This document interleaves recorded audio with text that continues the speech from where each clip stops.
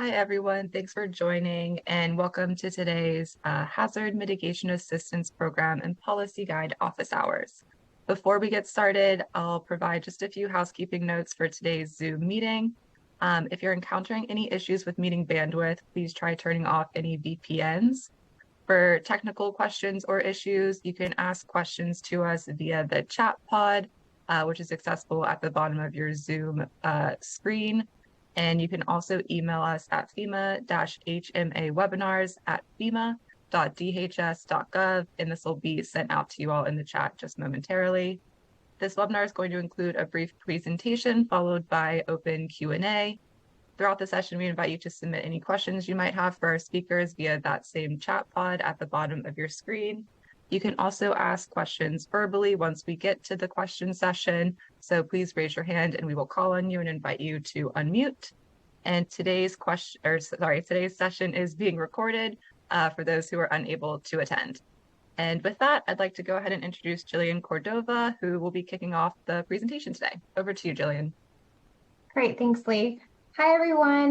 My name is Jillian Cordova. I am a member of the HMA Guide team. Thank you for joining us today.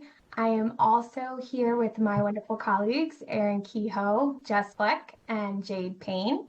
And they will be here to help with monitoring the chat and responding to some of the question and answers later on in the presentation. All right, we'll go ahead and get started. Next slide, please. Okay, as mentioned, welcome to the 2024 HMA Guide office hours. This is our second session since the release of the guide. The guide was released on July 30th, 2024, which is the new effective date for this guidance. You can find the 2024 guide on this link that's available right here on this slide. You can Google search the 2024 HMA guide and it should pop up for you as well. There you'll find a PDF, so you can feel free to download it, keyword search it, get familiar with information in there, and you can look for anything you're trying to find that way as well. Also on the 2024 HMA guide site, you'll find tabs and resources for additional information on the guide. You'll also find a change summary that will cover all of the notable changes we're going to get into a little bit more within this presentation. And it'll go into it a little bit more depth within that change summary. And that can also be found in part 15 of the guide. Also, probably many of you are still utilizing the 2023 HMA guide for awards that have already been made. So you can also find that linked on that 2024 HMA guide site as well. We will have open question and answer today. We'll go through a brief presentation and we'll really leave a majority of the time for any of your questions and answers. We will, at that point, allow you to unmute, raise your hand, ask questions, but throughout the presentation today, feel free to place any questions in the chat and Jess and Erin will be available to respond to those. Additionally, for any other questions or changes or edits or anything that you would like to follow up with us on, we have our email here in the last square of the slide. We monitor this very regularly and we definitely take this into consideration as we make guide updates over time. So feel free to reach out anytime with any of those comments and questions to us. Also, just want to make a quick mention that we are working to schedule a tribal office hours. You'll find the date and time of that on the FEMA.gov guide site as well once we have that scheduled. So feel free to register and come back for more information related to the changes in the guide for tribes then. All right, next slide, please.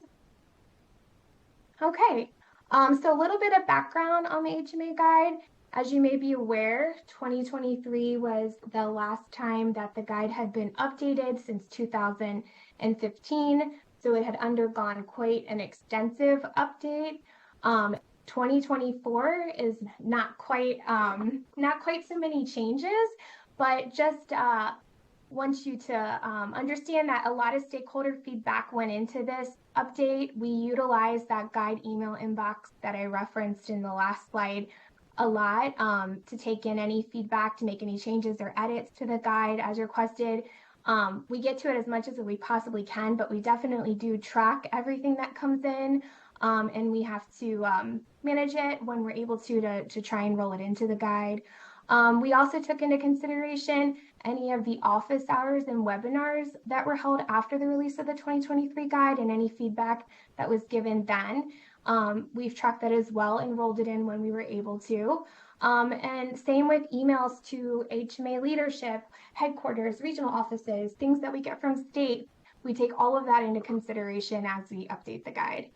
So we'll get a little bit more into some of the notable changes as I mentioned.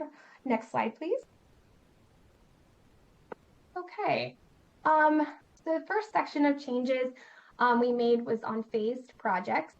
We removed the word complex as a descriptor of eligible phased projects, just understanding that complex can mean a lot of different things to a lot of different people. So we removed that from that section. We also inserted a proposed timeline for phase 1 completion, which is 24 months. The next section about the benefit cost analysis, as you may be aware, there was a big change in April this year to the BCA cost effectiveness policy, and the discount rate was reduced from 7% to 3%.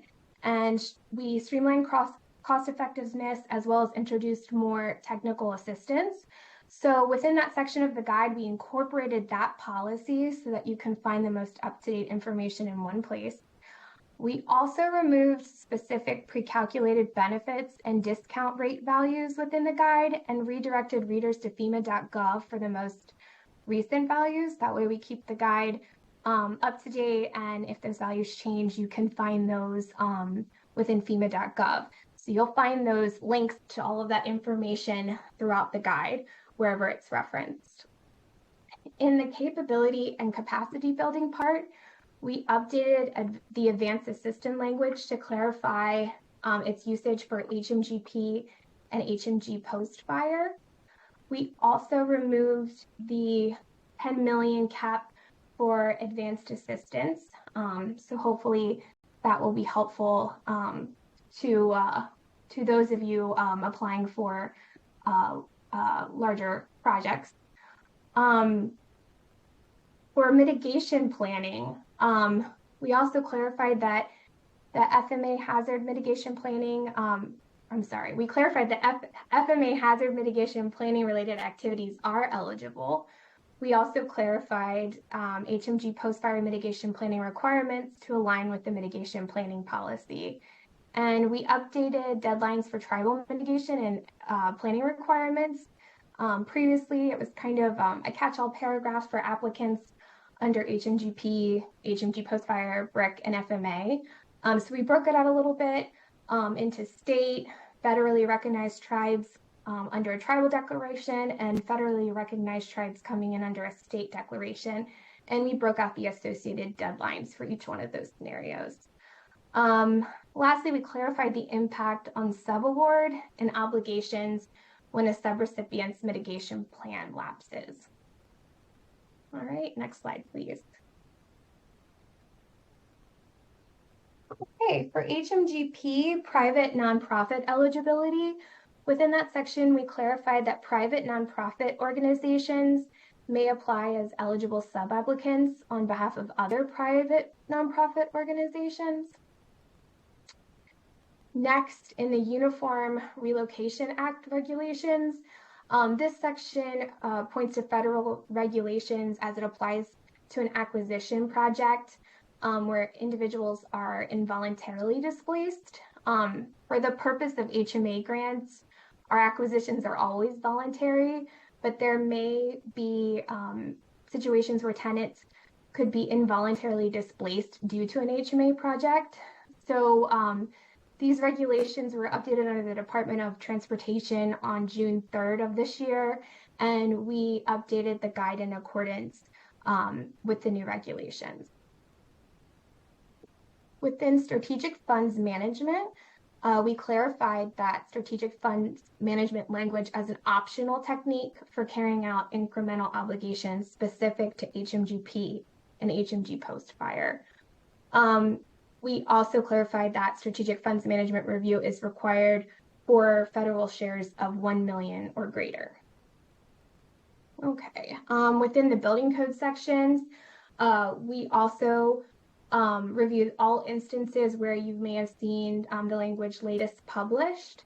And we clarified that the building code standards we had across the guide for specific activities was changed to reference designed and constructed to the minimum standard of the most recent published edition. So you'll see that language swapped out in the 2024 guide. Next slide, please. Okay, other notable changes. In the wildfire section, we incorporated air quality considerations under retrofits as a potential eligible project in Part 12. We also clarified that prescribed burn is still ineligible, but activities such as prescribed burn planning and training may be eligible under HMA. Also, in response to questions about extreme heat, we've added that into the guide under retrofits, but as extreme temperature. So you'll also find that in Part 12. And extreme temperature retrofits for single-family residential structures and retrofit projects solely addressing air quality are ineligible. So you'll see that in that section as well. For drought, we integrated drought content from the drought mitigation policy aid. We rolled that into the 24 guide. And we also added language regarding projects mitigating the effects of drought-related substance, including drought-induced soil erosion and ground instability. All right, and lastly, for warning systems, after the 2023 update, we tried to clarify the confusion with this section, and we consolidated the early warning systems language to reduce complexity. And we also updated the warning system cost effectiveness section. So as mentioned, these are some of the very more high level notable changes. We definitely get into more of the comprehensive changes within the change summary that is on the FEMA.gov HMA 2024 HMA guide site, and it's also in part 15 of the guide. So if you want to read a little bit more in depth about some of the changes and see where they're located, you can find that within that summary. I think we can go to the next slide, but at this point, I will turn it over to Jess and Aaron to address any questions we might have had in the chat, or feel free to take the opportunity to raise your hand and ask any questions.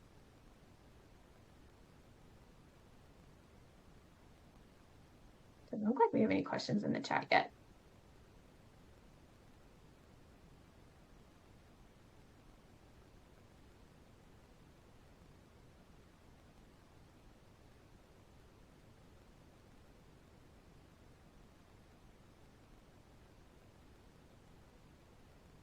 Yep, no questions in the chat yet.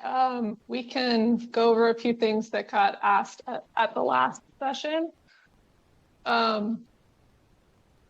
So folks were asking, how a big question we get is how are they managing all these different versions of the guide now that we're updating more frequently. So our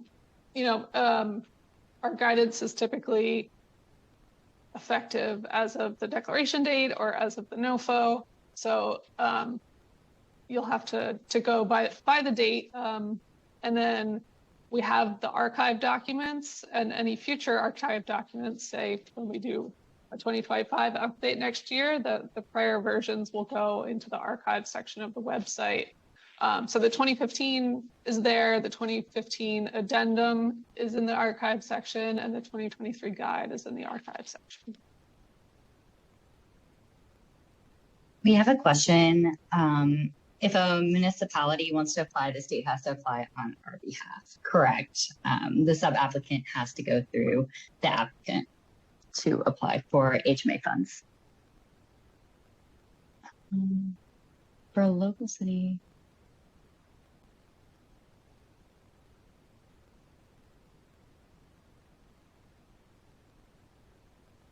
I will say that seismic retrofits are eligible under HMA programs.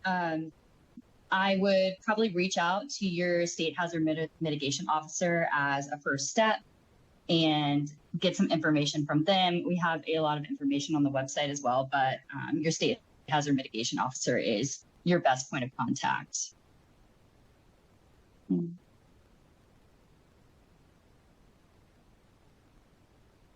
Yes, there's a list of state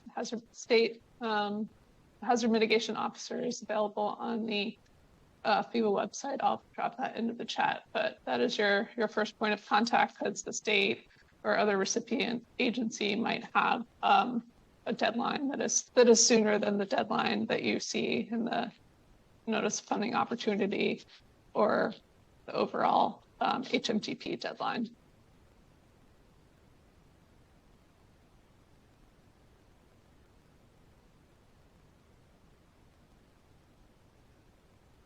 Yes, a question about the digital web format. That is something we're still trying to work through.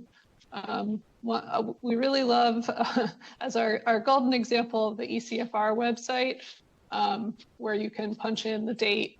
That's the Code of Federal Regulations website, where you can punch in the date and find the version of the text that was in effect at that time.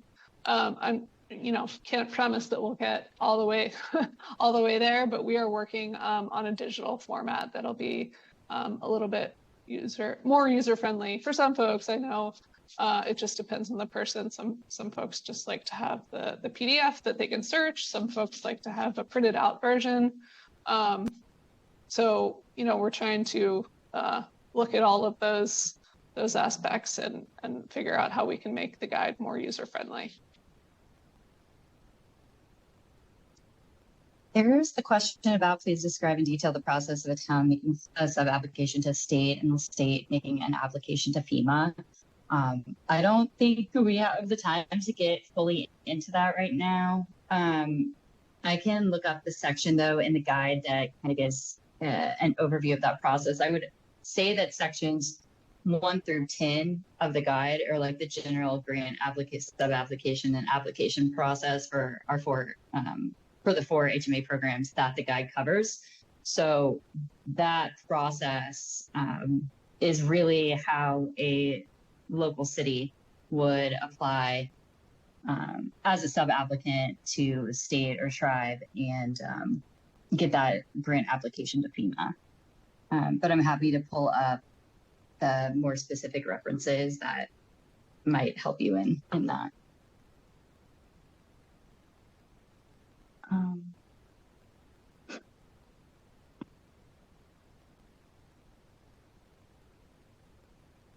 So we do not have, for the FMA selections, we don't have the information on that right now. I know that they're working on it, but I don't think we're allowed to release any of that information.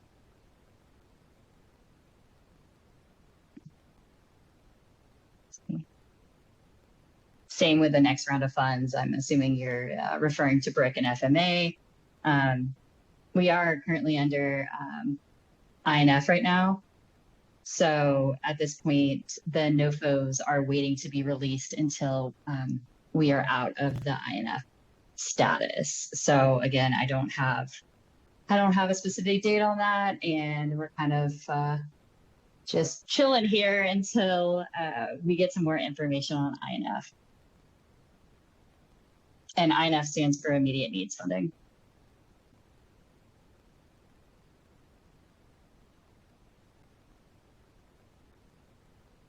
So next question here, is it typical that states will have defined programs for themselves funded through the FEMA options that help them distribute the funds down to more local entities, or would each local entity apply to their state agency for numerous applications directed to FEMA? I think that varies. You would have to check with your state hazard mitigation officer to see exactly how they do it. But for HMGP, the states are responsible for prioritizing the local sub-applications.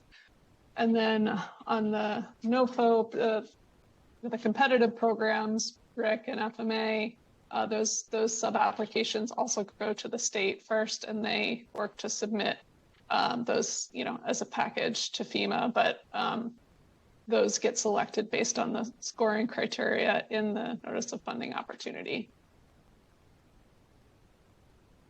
If that answers the question. We have one that is, when the state applies on a municipality's behalf, if we, the state, is chosen to receive the grant, does the total amount received get dispersed to every municipality that the state applied for, or does each municipality receive the total award received? Erin, I don't know if you have an answer to that one. I don't off the top of my head have that answer.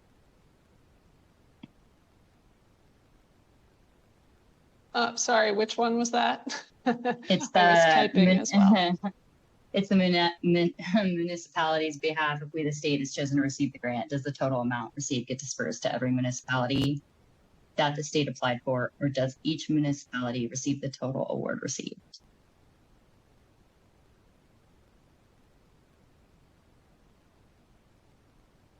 I'm not sure. Good job, you stumped us. Well done. I'm going to read it, and then I'm going to come back to it. All right, Gabriella, we're gonna put a hold on that one, and I'm gonna jump down to the SFM question. Regarding SFM, does FEMA have a preference for a type of project or activity that would utilize SFM on a project with less than 1 million fed share? I think in this case, we shifted strategic funds management, that's what SFM stands for, to a little bit more liberal status, in that you should review for SFM, but it is not mandatory. And I think that originally SFM was really focused on projects and activities that are really complex and were coming in for major disasters such as Katrina. So when you're getting just a major disbursement of funds for a grant project, I think that back in the day, that was what SFM was really focused on. So I don't think there's a preference for a type of project or activity specifically, but it was historically used for really complex or phase projects, if that answers it.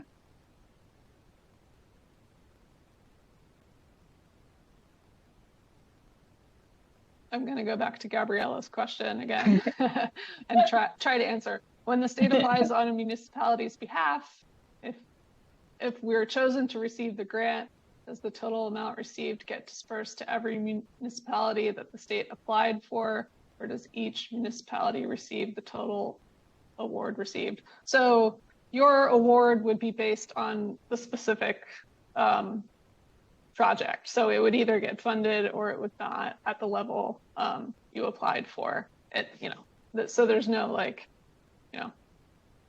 half awards or kind of equal distribution. It's on a project by project base.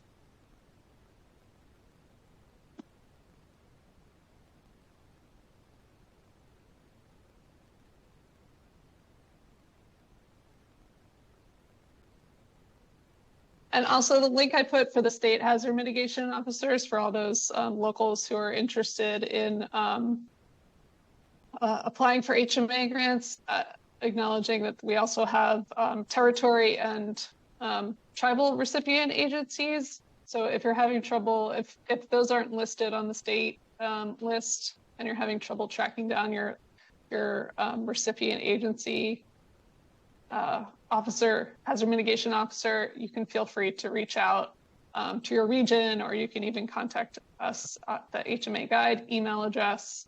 It should be fairly easily Googleable, but if you need any help, let us know.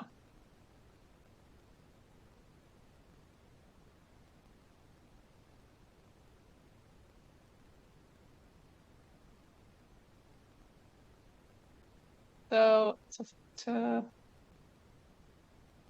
go on to Sean's question. It seems like a number of our questions are stemming from the local sub-applicant level that many of us as attendees may represent, as opposing to hearing your updated information from an applicant state level. Therefore, would many of our questions need to be directed to our state's HMOs and how they accept applications and run their own programs? Yes, that is the place you want to start if you want to apply for one of the HMA grants. So the HMA guide will give you a good flavor of how things work overall, what's eligible, what are the requirements. But if you're at the point where you're ready to start applying, definitely reach out to your state, tribal, or territorial hazard mitigation officer. And we definitely hear you about could one of these sessions happen at the state level? I think that's a great comment and something we can take back. I would say from this team on the call right now, it is definitely this focus on HMA policy and how that trickles down through the regions, then applicants and sub-applicants. So it's very much a funnel situation. But I think that's a great comment. And I think it's something that we can definitely take back to our programs and talk to them about how we could bring this down to a state or a tribal level.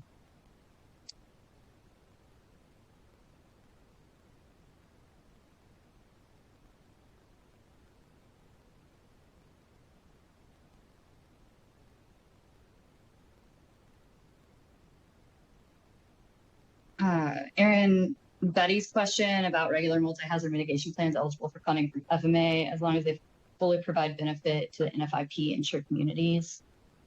I don't know that off the top of my head. Is it the flood mitigation specific part of the multi-hazard mitigation plan eligible under FMA as long as it's providing benefit to NFIP? I know we changed the language on that somewhat recently because of the regulatory update, so I can look it up and try to come back to it. Betty, we'll take that one back.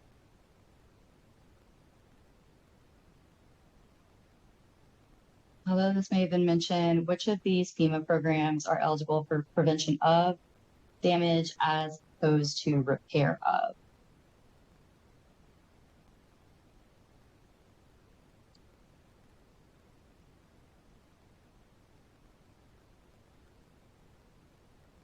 Honestly, I think that all of these programs are eligible for both. The real difference between BRIC and FMA and HMGP and HMGP post-fire is the funding either comes pre-disaster or post-disaster. But depending on what your hazard mitigation plan says, these funds could be used for both of these. I think immediate repair of, you're really looking at the PA at the PA grant funds, depending on how close post disaster you are. So that's definitely a piece that you would want to utilize first before you look at HMA. Definitely look at public assistance and how you could utilize those funds in the realm of repair of. And then HMA funds would definitely be secondary to that. Aaron, I don't know if you have anything you want to add to that.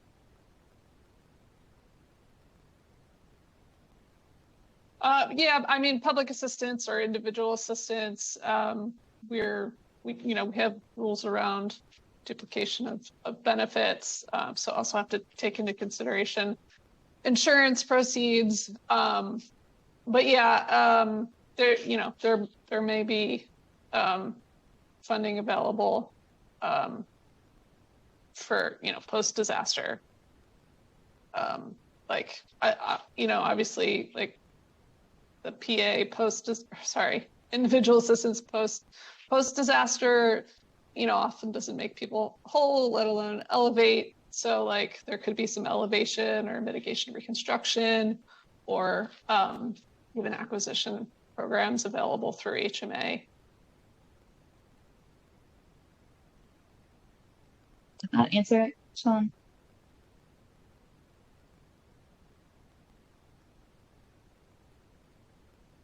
Awesome. And Sarah asked, would the purchase of residential homes be eligible under FMA? Yes, FMA does allow acquisition of residential homes under their program.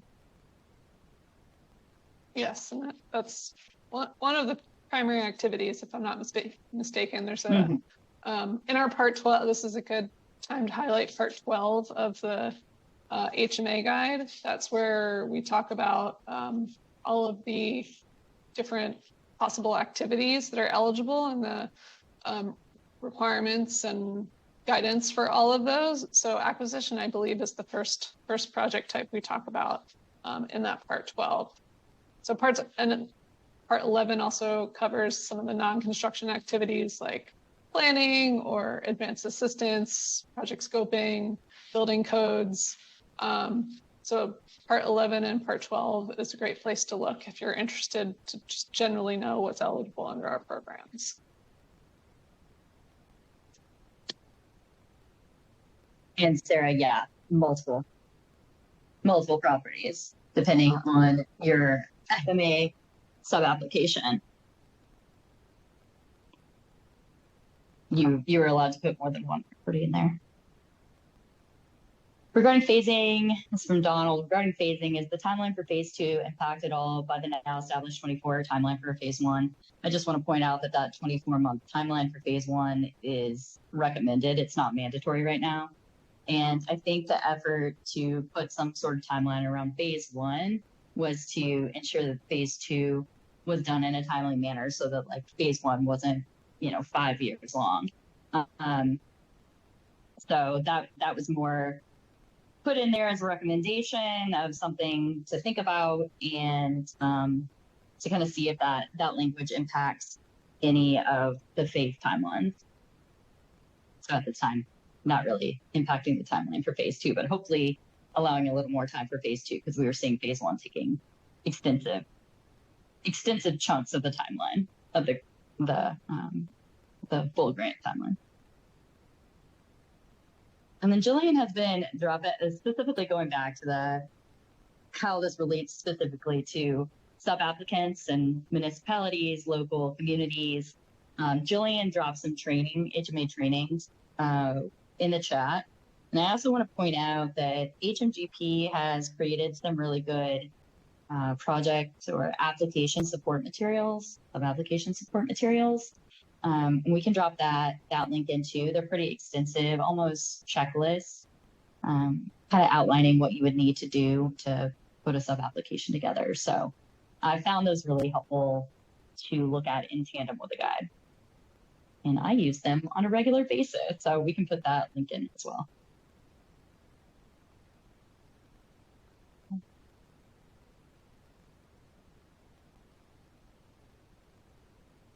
So I just dropped in the language from the guide on the question about FMA and plan updates. So in part 4, there's a chart on page 45, assuming I have the right version open. Yes, I do. So for FMA, new plans, plan updates, and planning related activities must provide for the reduction of flood losses to structures for which the NFI, the National Flood Insurance Program coverage is available. So the answer to your question in short would be yes. Hope that helps, but let us know if you need more clarification. Going back to your question, following appropriate application and approvals as funding is distributed down FEMA state, local government, can the funding then be distributed to eligible and appropriate citizens undergoing qualified projects, or must it stop at the local government level, requiring the municipality to be the one expending the funds? So the local government sub-applicant will be managing those funds and tracking how those funds are going out, and it will be at least for HMGP on a kind of like refund basis. So yeah, the local government will be the one expending the funds or allocating the funds and tracking where those funds are going and how they're being used, and doing all the like quarterly reports back up to the applicant and onto FEMA or onto the region. Aaron, is there anything you want to add there that I may have missed?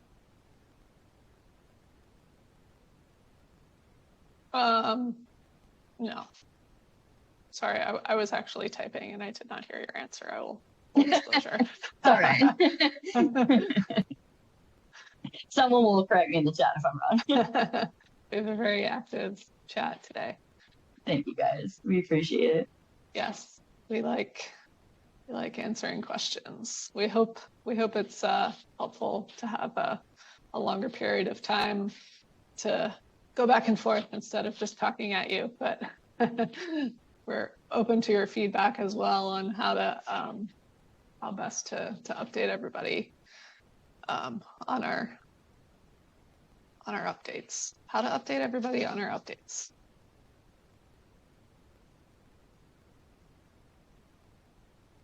Since ASCE 24 is up for comment now, will a new version of guidance for applying ASCE 24 engineering standards to HMA flood retrofitting and reconstruction projects referencing ASCE 24 be produced?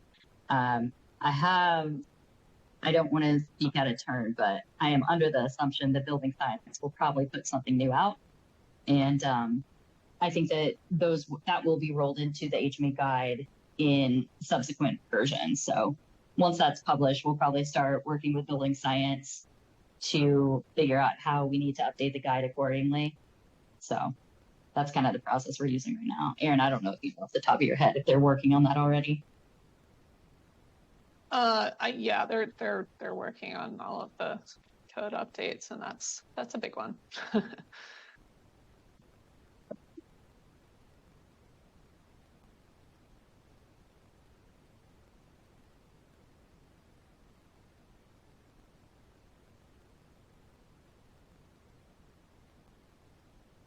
Thanks, Betty, for putting that back in. I didn't see this one, but reading it right now, Betty's question is about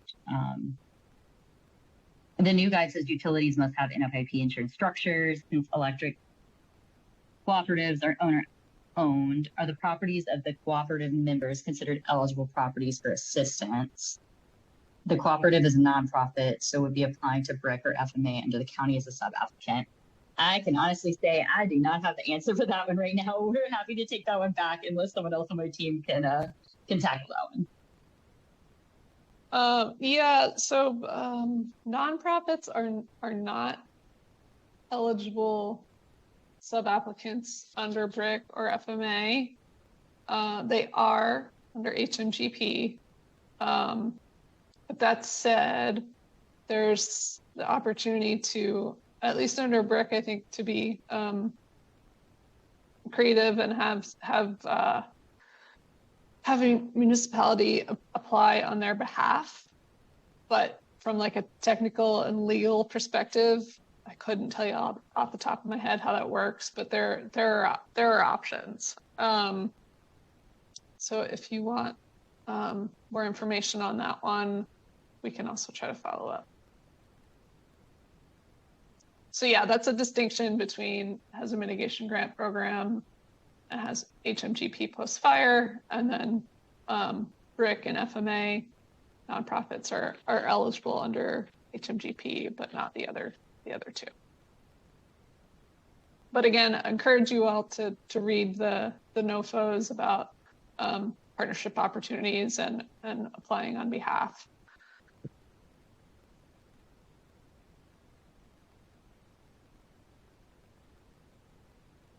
So there was also a question about mitigation plan lapse. I think that we did not get to yet, and I'm gonna pull up that language from the guide and tell you exactly where it is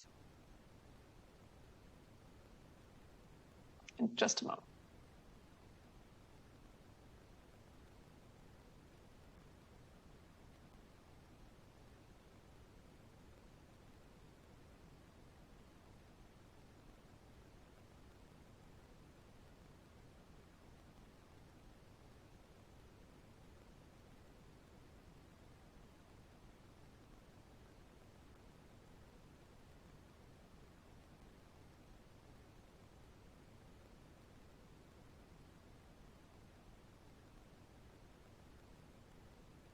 anyone has questions in the meantime. And if anyone wants to come off mute and ask verbally, that's cool too. We'll be here for a little bit, and I'm going to look up that Plan Labs question in the meantime.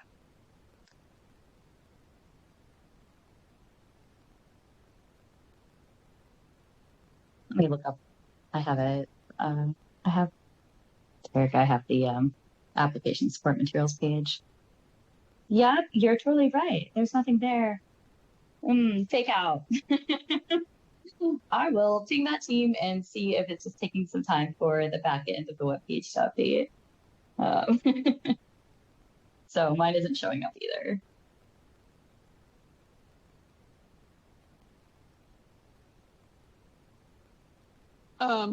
The language on the plan lapse you can find on page 40 of the guide. It's part 4C. So if a plan lapses after you receive your initial obligation, we may be able to continue making additional awards for phased projects or cost overruns, or just releasing additional funds under incremental funding or strategic funds management after you've received your initial award. But that doesn't, I'm just going to copy paste the language. I'm paraphrasing probably ineloquently. So coming up in the chat in just a sec. Hey, Gabriella, you're asking when the application deadline is. I think you're probably referring to both BRIC or FMA, and the 2024 Notice of Funding Opportunities have not opened yet. So once those are published and open, then it will tell you when the deadline is to submit your applications and your sub-applications. So we're just kind of sitting tight right now until those are released, hopefully within the next few months. But we don't have an exact date right now. So as soon as those are open, they will also announce how much time you have to get those sub-applications in.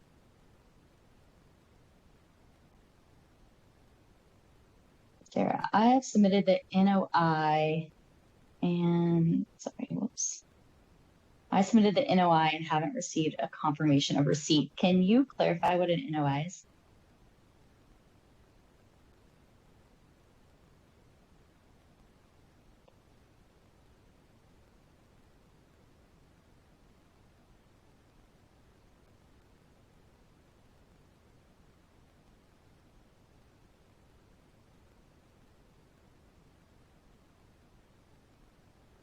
Yeah, thank you. Jess, I think, yeah. Yeah, They sent that out, but the FMA team sent out information about that. I don't know how the confirmation process works, but if you want to send the HMA guide email a note, and we can get that over to the FMA team to see if you're missing something. So I'll type that in again here.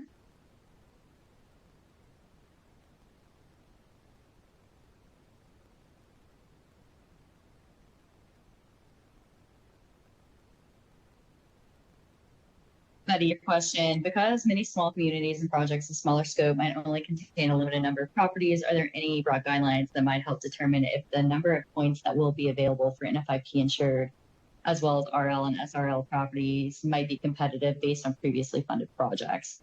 For example, did a certain percentage of previously funded project have a score of XYZ within each of these categories to use as a benchmark?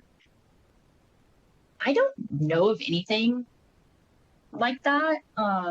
That analysis may be done by FMA from the FMA sub-applications and applications. But off the top of my head, I don't have an answer to that. I'm not sure if anyone else on my team does either, but I'm happy to take that back to the FMA team if no one else can jump in there. Yeah, I don't know how to answer that one. I can work on that. FMA SWIFT current is only referenced once in the guide. Clarifying language references be added to the guide, or will any specific differences from FMA only be addressed in the SWIFT current NOFO? At this time, FMA SWIFT current is still falling under the FMA program. So much of the guide still applies one-to-one between FMA SWIFT current and FMA. And it is definitely considered still a pilot at this time. So the specific differences, you're correct, will be addressed in the SWIFT current NOFO.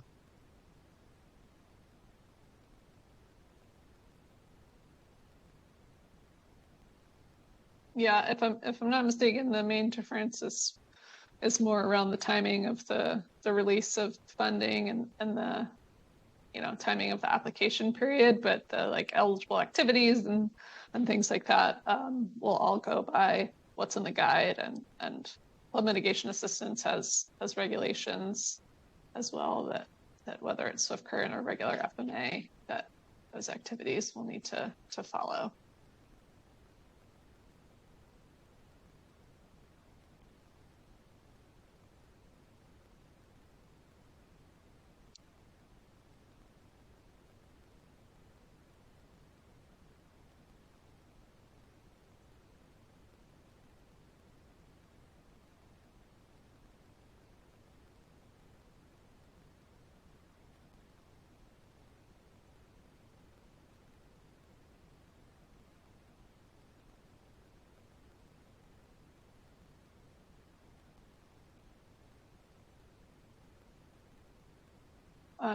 Most recent question here, with the fact that a flooding problem is exacerbated by man-made hazards in addition to natural hazards, make a proposed flooding study ineligible if the man-made was the larger issue. The degree to which each condition contributes might not be known prior to the study. No, that would not make it ineligible. You could apply for some capability and capacity building activities to undertake that flood study, I believe. And then, based on the outcome, any proposed mitigation measures, I think for flooding would probably still be eligible. I'm tripping a little bit through that one, but if you can show that it's a planning related activity, you should be able to at least do the study, and then the activities that follow after that, we can look at those more closely.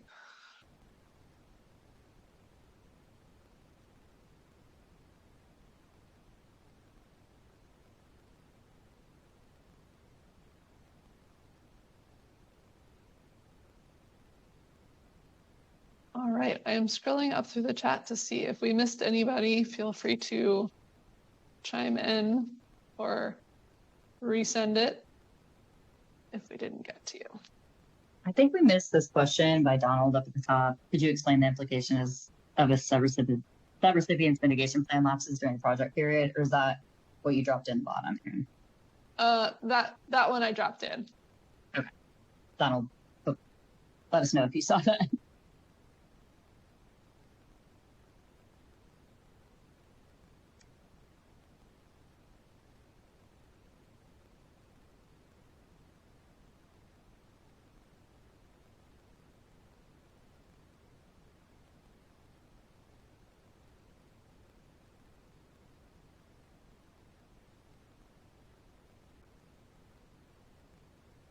Okay, we can hang on here for a few more minutes if anybody else thinks of anything. Just let us know. Mm-hmm. And if not, you are free to jump. Mm-hmm.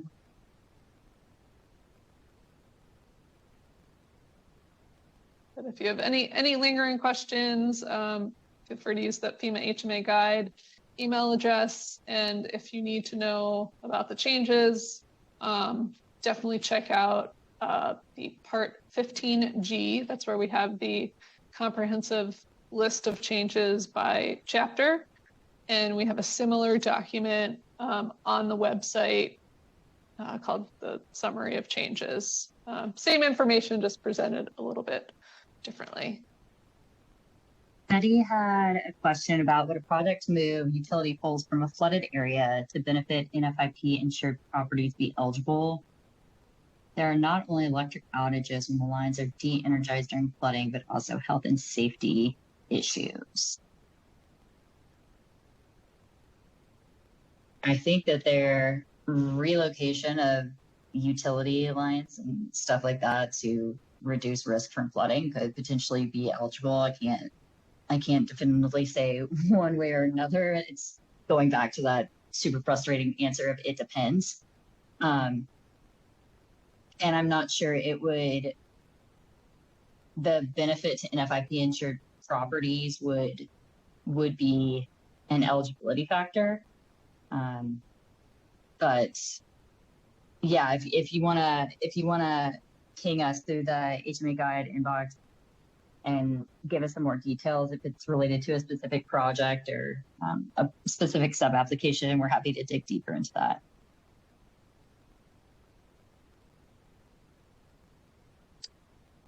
I don't think we have another session plan as of right now, but if that's something you guys are interested in, we're happy to do them.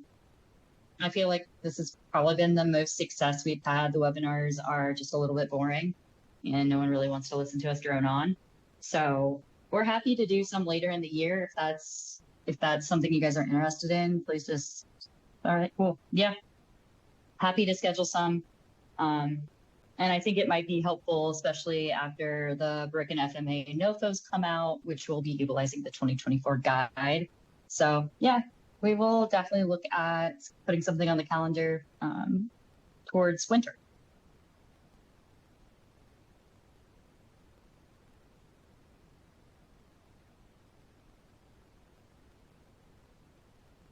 Awesome.